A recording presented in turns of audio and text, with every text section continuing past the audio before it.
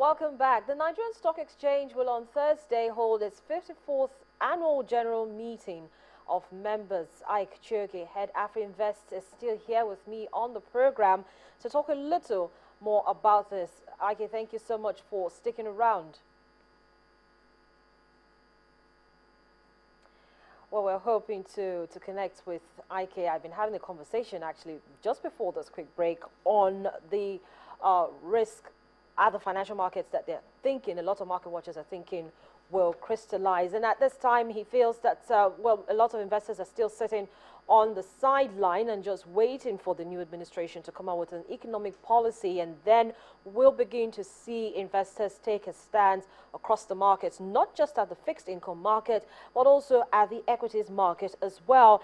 And from conversation with him, he talked about the fact that foreign portfolio investment has been at an all-time low, at least for the beginning of the year. And that's another thing we're hoping to get him to comment on, to talk about foreign investments, foreign portfolio investments into the Nigerian Stock Exchange, which actually declined in 2014.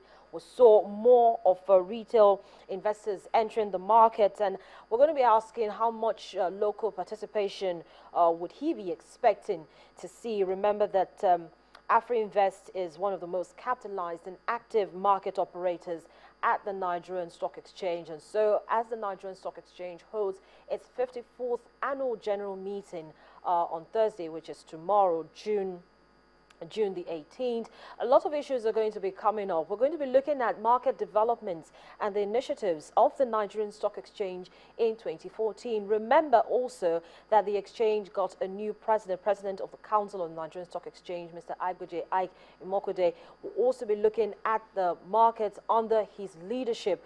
We'll also talk about the cross-border listing MOU between the NSE and the London Stock Exchange. We'll try to get his view on that as well. But a number of issues has come up at the markets. We know that the Nigerian Stock Exchange management has focused on trying to build its technology with the launch of a lot of online platforms, of course, the XGen and the rest of it. The Nigerian Stock Exchange has tried to place itself in such a way that it begins to appreciate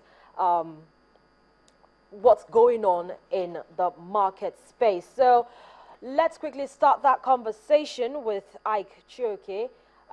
He's back now to talk to us on his expectations from the meeting. We have him on telephone at this time. Ike, thank you so much for sticking around. Let's quickly talk about your expectations, or your how would you rate the market's developments and initiatives of the NSE in 2014, as well as your expectations? Okay, thank you, Harriet. As you see, the market year-to-date is just down 3%, closing at 33,600 points yesterday. We see that movement is essentially driven by the macro uncertainties. If you look back about 3 months ago, the market are actually significantly lower than it is now. But following a positive political transition, the market has kind of picked up, but at the moment is undecided as to where it's going to go. Again, it's the same sort of issues we see in terms of how investors view the fixed income market. That is also pervasive in the equities. Market capitalization currently around 11.5 trillion. In absolute terms, market cap has declined only 7.5 billion naira so far this year. The stock exchange has actually done a lot of work in the last few years to demonstrate greater transparency in the market, more efficient execution, and encouraging a lot of brokers such as AfriInvest to deploy online trading to their customers. As you know, we're one of the leaders in that space, and one of the things we're trying to do is get more of this news out to our retail investors so they can see that indeed settlement, transparency, disclosure, all of those things now happen real time online on the NSE, similar to what you would expect in any other international equity market. So a lot of positive things have certainly been done, but around this AGM coming tomorrow, I think the onus will be on the new president of the stock exchange, Mr. Ike Aboje Mokode, to articulate his vision and strategy for actually taking this market further and beyond where they are today.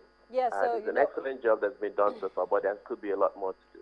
So, Ike, I was just going to, talk about that. While you were speaking, rolling some visuals there, footage there of the last meeting, the 53rd annual general meeting of the Nigerian Stock Exchange. It was actually the last one that the president at the time, Aliko Dangote, actually chaired. And so, talking about Ike Mokode as the new president, this is the first AGM he's going to be chairing. What do you think about his leadership?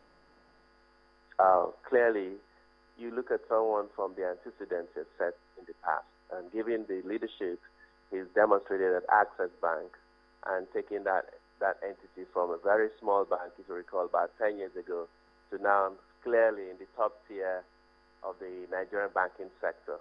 I have no doubt that he'll bring that consummate expertise, international relationships, and of course the energy and resourcefulness to get Oscar and his team to refocus. I believe that we're out to see really creative and transformational things at the stock market going forward. I believe his tenure will be one of real impressive growth for the market. So do you think there's been enough focus on operational efficiency and technology? I think at the moment, in terms of operational efficiency and technology, the market is probably where it needs to be. There's a little more that could be done in terms of, how we treat things like dematerialization and some of the local settlement issues. I think where they need to focus on is how to get some of our big companies that are still private, how to encourage them to list on the market. The likes of MTN, the likes of Globalcom, a lot of the international oil companies. Indeed, if you look at the key sectors that drive this economy, oil and gas, telecommunications, services, quite a lot of the large players are not listed. But it's not right for the government or the market to try and force them. I think there has to be a basket of benefits and arrangements that could encourage them to list in this market and then encourage international investors to come into this market to buy their shares. I think where Ike and his team might be focused on will be how to do just that. In that light, you then see the NSE begin to get to a size comparable to what it should be on a relative GDP basis. Because if you compare the size of the Nigerian equity market relative to other economies of similar size, actually our market is very, very small. Yeah. Let's talk a little bit about that cross-border listing that was done sometime last year between the NSE and the London Stock Exchange. What's your view? Correct. I think you will increasingly see a lot of companies in Nigeria, businesses in Nigeria, preferring to do a cross-border listing, similar to what Sepla did. This is because there's a sense that the investor base here is not quite strong enough. We don't have certainly a decent pool of retail investors coming in an organized manner to be able to, settle into an offer, within a space of a few days. On the institutional side, as you know, our pension fund administrators are still standing on the sidelines when it comes to the equities. Internationally, however, there is a wide range of investors from hedge funds, from short-term players to long-term players who are looking at paper across emerging markets, including Nigeria. And so once you get a dual listing, it gives that issuer the opportunity to tap into international investors who may have a view that the stock needs to be listed in London, but have no problem having it, having Nigeria as the primary listing, as in the case of Seplat. So I think there'll be more of those situations occurring, and that partnership is really a useful one. It's then left to the Nigerian Stock Exchange to raise its compliance and internal governance standards to be on par with London in order to avoid any sort of issues happening across markets that might not be to the liking of investors. Well, Ike, when we had the conversation earlier before that break, you talked about the fact that foreign portfolio investments have kind of declined. And last year we saw that happening. So we have more domestic investors entering into the market. But how much local participation do you wish to see at the markets? I think if we can get the local participation approaching and maintaining 50% of the market, and perhaps even trending towards the 60% area, then this country will begin to fund its own growth companies. I think we haven't really organized the retail investor base properly. Relative to the number of accounts that are actually open on the CSS system, where you have a lot of investors that have multiple accounts, and you compare that to the number of bank accounts in Nigeria, I think it's a ratio of something like 1 to 10. So a lot more needs to be done to get investors into the market. Certainly, it's unfortunate that the events of 2008 and 2009 still resonate strongly in many people's minds. But a lot of the issues that led to those problems have certainly been cleared out. And so there's work to do that on the retail investor base. On the institutional base, we are working, the Association of Issuing Houses of Nigeria, which AfriInvest is part of. We are working with other market operators to continue to demonstrate to the pension fund industry that there is a long-term view that they need to take on the Nigerian capital market. And certainly, having thresholds which say you can invest up to a certain limit, but allowing them to go to the bottom of that limit or to zero is not helpful. So you find that where most of our institutional monies are is really to be very, I would say, negative towards the market than being constructive. Those are things that will certainly work itself out in time, but there's a lot of work to be done by our parties. And I think IBOJ's influence at the stock exchange will be very beneficial to that process. Thank you so much, Ike, for speaking with me this morning on the program and sharing your perspectives as well. Do have a profitable trading day. Thank you. Thank you. Ike Chioke is the Managing Director, AfriInvest. Of course, he joined me to talk about, to give his perspectives and expectations for the NSC Annual General Meeting, which will be coming up tomorrow on Thursday. AfriInvest is one of the most capitalized and active market operators at the Nigerian Stock Exchange.